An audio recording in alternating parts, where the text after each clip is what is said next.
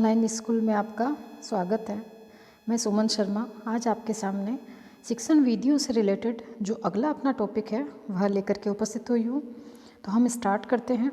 देखिए, सामाजिक अध्ययन की जो शिक्षण विधियाँ हैं उसमें हमारा आज का जो टॉपिक रहेगा वह सामाजिक अध्यापन संबंधी समस्याओं से रिलेटेड रहेगा। देखिए, यह शिक्षा शास्त्र का एक टॉपिक है। तात्पर्य यह है, यह एक मनोविज्ञान का एक टॉपिक है। मन में आपको यह सोचना है कि आप एक सामाजिक अध्ययन या फिर सामाजिक विज्ञान के टीचर हैं, आप किसी विद्यालय में जा रहे हैं तो कौन कौन सी समस्याएं जो हैं वह आपके सामने आ सकती हैं या फिर उसे आप समस्या का नाम दे सकते हो। तो देखिए, सामाजिक अध्यापन संबंधी समस्याओं में हम देखते हैं कि भौतिक संसाधनों की कमी। भौतिक संसाधन से तात्पर्य हमारा यह होता है वह सभी हार्डवेयर रिलेटेड चीज़ें जिन्हें हम छू सकते हैं, देख सकते हैं, जैसे कि स्कूल विद्यालय का भवन या फिर विद्यालय में कक्षा कक्ष या प्रयोगशालाएं, या हम देखें विद्यालय में फर्नीचर या शिक्षण सहायक सामग्री, वह सभी चीज़ें भौतिक संसाधन कहलाती हैं। और भौतिक संसाधनों की अगर किसी विद्यालय में कमी है, उचित विद्यालय भवन नहीं है, या फिर हम देखते हैं कि कक्षा कक्षों की कमी है जिसके कारण अधिक बच्चों को एक साथ बिठाया जाता है, तो ऐसे में कोई भी अध्यापक है वह उतनी कंफर्टेबल होकर के पढ़ा नहीं सकता, ठीक है। या फिर शिक्षण सहायक सामग्री, जैसे कि हम देखते हैं कि विद्यालय में फर्नीचर भी नहीं है तो बच्चों के बैठने की उचित व्यवस्था नहीं है। तो यह भौतिक जो संसाधन होते हैं, अगर किसी विद्यालय में इनकी कमी है तो वह भी एक अध्यापन संबंधी समस्या है। नेक्स्ट हम देखते हैं शिक्षक में कौशल की कमी। कई बार यह देखा जाता है कि एक अध्यापक जो है, मैं आपको फिर कहूँगी कंसेप्ट बनाने का प्रयास करें। यह एक शिक्षा शास्त्र से संबंधित टॉपिक है। इसमें आपको स्वयं को एक टीचर बनना है और देखना है कि अगर यह जो पॉइंट एग्जामिनर जो 4 पॉइंट देगा आपको, उनमें से आपको आंसर चूज करना है, जिसमें आपको पॉजिटिव सेंस वाले को अलग रखना है और नेगेटिव सेंस वाले को अलग रखना है। तो हम देखते हैं कि कोई शिक्षक है, उसमें कौशल की कमी है। हम स्वयं स्टूडेंट रह कर के निकले हुए हैं। हम देखते हैं कई बार एक अध्यापक जो होता है उसको खुद को तो बहुत ही ज्ञान होता है, अर्थात वो ज्ञानी और विद्वान तो बहुत होता है, परंतु उसमें एक स्किल नहीं होता है पढ़ाने का। तो अगर स्वयं शिक्षक में ही कौशल की कमी है तो यह भी एक अध्यापन की बहुत बड़ी समस्या है जिसका कोई निदान भी नहीं है। तो कौशल की कमी, स्किल की कमी, उसे पढ़ाना ही नहीं आता है। ज्ञानी वह जरूर है, ऐसा नहीं है कि उसे ज्ञान नहीं है, अपने विषय का ज्ञान है, परंतु पढ़ाने का तरीका उसका उचित नहीं है, कौशल नहीं है उसमें। तो यह अध्यापन संबंधी प्रमुख समस्या है। अगली हम अध्यापन संबंधी समस्या लेते हैं, शिक्षण विधियों का ज्ञान न होना। देखिए, कोई भी टीचर है, शिक्षक में शिक्षण विधियों का ज्ञान न होना, कोई भी अध्यापक है, कोई भी टीचर है, वह जितने भी विषय हैं या जितने भी विषय में हम देखते हैं लेसन्स हैं, उनको एक विधि से कभी नहीं पढ़ा सकता। एक सामाजिक विज्ञान की हम बात करें तो उसमें राजनीति विज्ञान भी आता है, इतिहास भी आता है, तथा हम यह भी देखते हैं कि उसमें भूगोल भी आता है। तो इन सभी विषयों को क्या कोई अध्यापक एक तरीके से पढ़ा सकता है? तो यह बात बिल्कुल गलत साबित होती है। क्यों? क्योंकि हर एक विषय को पढ़ाने की एक अलग शिक्षण विधि होती है। जैसे कि मैं बात करूं, इतिहास अगर आपको पढ़ाना है तो उसमें आप जो शिक्षण विधि का प्रयोग करोगे वह होगी व्याख्यान विधि, जिसमें आप उसे कहानी के रूप में पढ़ा सकते हो। उसी प्रकार मैं बात करूं भूगोल की, तो भूगोल पढ़ाने के लिए आपको मैप की आवश्यकता होती है या फिर आपको स्वयं को मानचित्र बनाना आना चाहिए। अगर आप जियोग्राफी है, भूगोल है, उसे मैप में अगर पढ़ाएंगे तो बच्चे के जल्दी समझ में आएगा।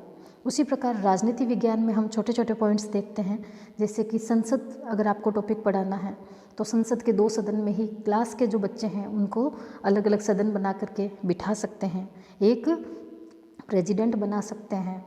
तो वैसे ही क्लास में माहौल देख करके चर्चा, परिचर्चा, टीम टीचिंग, अलग अलग विषय के लिए अलग अलग शिक्षण विधि का ज्ञान होना चाहिए। और अध्यापक को अगर विभिन्न शिक्षण विधियों का ज्ञान नहीं है तो यह एक अध्यापन संबंधी बहुत बड़ी समस्या है। नेक्स्ट हम देखते हैं विषय का ज्ञान न होना। कई बार ऐसे होता है कि जो शिक्षक पद पर चयन है वह धक्के से हो जाता है और उसको स्वयं के विषय का ज्ञान भी नहीं हो पाता है। इसके लिए अगर स्वयं के विषय का अगर उसे ज्ञान नहीं होगा तो वो बच्चों को कैसे दे पाएगा। नेक्स्ट हम देखते हैं व्यक्तिगत विभिन्नता युक्त कक्ष। यह भी अध्यापन संबंधी बहुत बड़ी समस्या है। नेक्स्ट हम देखते हैं कि कक्षा का आकार बढ़ाना।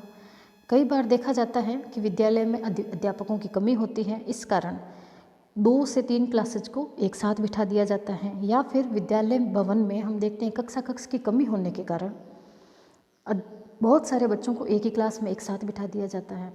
तो देखिए, हर बच्चे का, हर क्लास का एक लेवल होता है, हर क्लास का कठिनाई का स्तर अलग होता है। तो अगर कक्षा का आकार इतना बड़ा है कि एक अध्यापक द्वारा उन सभी बच्चों पर निगरानी नहीं रखी जा सकती, तो यह अध्यापन संबंधी समस्या बन जाती है। अगर कोई एक अध्यापक 100 बच्चों की क्लास को पढ़ाता है, या दूसरा अध्यापक जो है वह 40 बच्चों की क्लास को पढ़ाता है, तो उसका जो अनुशासन है, जो अध्यापक 40 बच्चों को पढ़ाता है, उसका अनुशासन, उन बच्चों में सीखने की जो क्षमता अधिक होगी बनिस्बत बड़ी क्लास के।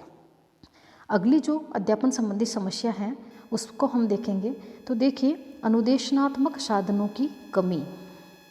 अनुदेशनात्मक साधनों की कमी जो होती है, अनुदेशन से तात्पर्य होता है सीखने के जो साधन हैं उनकी कमी है। किसी विद्यालय में, जैसे मैंने अभी बताया था, भौतिक संसाधन की कमी ही हम कह सकते हैं, उसी का नाम है। तो एक बात मैं आपको फिर बताना चाहूँगी कि आपको इनमें से एक भी पॉइंट जो है वह सेम टू सेम एग्ज़ाम के पेपर में नहीं मिलेगा। इनके जो संबंधित शब्द है उनका प्रयोग करते हुए एग्जामिनर जो शिक्षण संबंधी समस्या डाल सकता है। शिक्षण संबंधी समस्या, सामाजिक अध्ययन के शिक्षण संबंधी समस्या कह सकते हैं, या फिर इन्हीं को हम घुमा करके एक अध्यापक के गुण भी कह सकते हैं कि एक अध्यापक में जो गुण होते हैं वह कौन से होने चाहिए और कौन से नहीं होने चाहिए। अगला हम देखते हैं स्थान व समय प्रबंधन की समस्या। स्थान व समय प्रबंधन की समस्या, ये एक बहुत बड़ी समस्या हो सकती है। स्थान से तात्पर्य है कि विद्यालय का भवन जो है किसी ऐसे स्थान पर बना है जहाँ पर दिन भर आवाजाही होती रहती है, आवागमन के साधन गुजरते रहते हैं, या फिर हम देखें कोई रेलवे स्टेशन, बस स्टैंड के पास में है जिसमें सायरन की आवाज़ हर वक्त आती रहती है। तो यह जो शोर होता है उचित स्थान पर विद्यालय न होने के कारण बच्चों को बाधित करता है और अध्यापन जो संबंधी बहुत बड़ी समस्या बन जाता है। एक आता है समय प्रबंधन, टाइम मैनेजमेंट। एक अध्यापक के द्वारा भी यह हो सकता है कि उस अध्यापक को ज्ञान तो बहुत है, परंतु वह टाइम का मैनेजमेंट नहीं कर पाता है। एक टॉपिक को पढ़ाने में अगर वो अधिक समय लेता है तो बाकी के टॉपिक छूट जाते हैं उससे। ठीक है, तो यह अध्यापन संबंधी एक समस्या बन जाती है, स्थान व समय प्रबंधन की समस्या।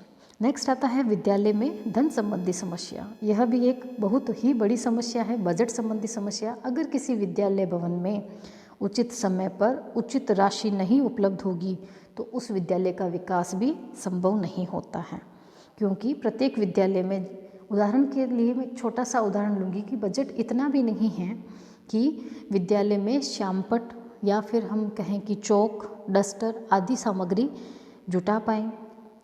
तो उस समय अध्यापन बाधित होता है, चाहे वह एक दिन के लिए भी उपलब्ध न हो, पर अध्यापन जो है वह बाधित हो जाता है और एक समस्या का रूप ले लेता है। नेक्स्ट आता है अवधान संबंधी समस्या। अवधान संबंधी समस्या, अवधान से तात्पर्य है ध्यान। कई बार हमें देखने को मिलता है कि विद्यालय में या कक्षा में कुछ ऐसे बच्चे होते हैं जो न तो स्वयं पढ़ते हैं और न किसी को पढ़ने देते हैं। तो यह भी बच्चे जो हैं थोड़ी सी आपराधिक प्रवृत्ति के हम समझ सकते हैं, न स्वयं पढ़ना चाहते हैं और न क्लास में अध्यापक को पढ़ाने देते हैं। तो यह अवधान संबंधी समस्या भी एक अध्यापन की समस्या हो सकती है। फिर आता है शारीरिक अकुशलता की समस्या। अगर अध्यापक का या फिर विद्यार्थी का शारीरिक रूप से स्वास्थ्य जो है वह ठीक नहीं है, अकुशल है, या फिर वो मानसिक रूप से अकुशल है, सामाजिक रूप से अकुशल है, तो भी वह अध्यापन बाधित होता है और अध्यापन संबंधी समस्या का रूप ले लेता है। फिर आता है सामूहिक मार्गदर्शन की समस्या। देखिए, कई बार ऐसा देखने को मिलता है कि अध्यापन का कार्य करवाते समय हर अध्यापक जो है उसका विचार जो है अलग होता है, सबका पढ़ाने का तरीका जो है वो अलग होता है। अगर आप स्टाफ में कोऑर्डिनेशन नहीं होता है, आपस में वार्तालाप नहीं होता है, वह सब मिल करके बच्चों को अगर निर्देश नहीं दे सकते हैं, सामूहिक मार्गदर्शन नहीं कर सकते हैं, तो यह अध्यापन संबंधी समस्या है। नेक्स्ट हम देखते हैं अध्ययन के प्रति सकारात्मक मनोवृत्ति की समस्या। कई बार यह समस्या भी देखने की मिलती है कि कुछ लोगों की, चाहे वह अभिभावक हो, चाहे वह अध्यापक हो और चाहे वह कुछ बच्चे भी हों, विद्यार्थी भी हों, उनकी जो मनोवृत्ति होती है वह कैसी होती है? नकारात्मक हो सकती है। अगर अध्ययन के प्रति सकारात्मक मनोवृत्ति नहीं रखें, जैसे कि कुछ मानसिकता होती है कि जो मैथ जो सब्जेक्ट है, गणित जो सब्जेक्ट है, वह लड़कों के ही जल्दी समझ में आता है और लड़कियों को समझने में टाइम लगता है। यह एक मनोवृत्ति बनी होती है जो कि नकारात्मक मनोवृत्ति होती है। तो देखिए, अध्ययन के प्रति यदि आपकी सकारात्मक मनोवृत्ति नहीं है तो यह भी एक समस्या का रूप ले लेता है। तो यहाँ इस सब्जेक्ट को पढ़ने के लिए, इस टॉपिक को पढ़ने के लिए हमें स्वयं को एक टीचर का रूप लेना है और हमें सोचना है कि उन 4 कथनों को पढ़ करके कि क्या यह कथन जो एग्जामिनर देता है वो पढ़ करके आपको वो पॉजिटिव लग रहा है या नेगेटिव लग रहा है। और इन क्वेश्चंस को अटेंड करने में आप से मेरी रिक्वेस्ट है कि उस क्वेश्चन को आप ध्यान से पढ़िएगा कि निम्नलिखित में से कौन सी शिक्षण अध्यापन संबंधी समस्या है या नहीं है। प्रश्न वह क्या पूछता है, जैसे कि है पूछता है समस्या तो हमें समस्या निकालनी है, और नहीं है पूछता है तो बाकी तो सभी जो होगा नेगेटिव सेंस में होगा और एक पॉजिटिव सेंस में होगा, इसका हमें ध्यान रखना है। लास्ट हम लेते हैं अभिप्रेरणा की समस्या। अभिप्रेरणा से तात्पर्य क्या है? मोटिवेशन। अगर मोटिवेशन नहीं देना आता है या नहीं रखता है अध्यापक तो भी यह अध्यापन संबंधी समस्या हो जाती है। तो आज हम यहीं विराम देते हैं। Thank you.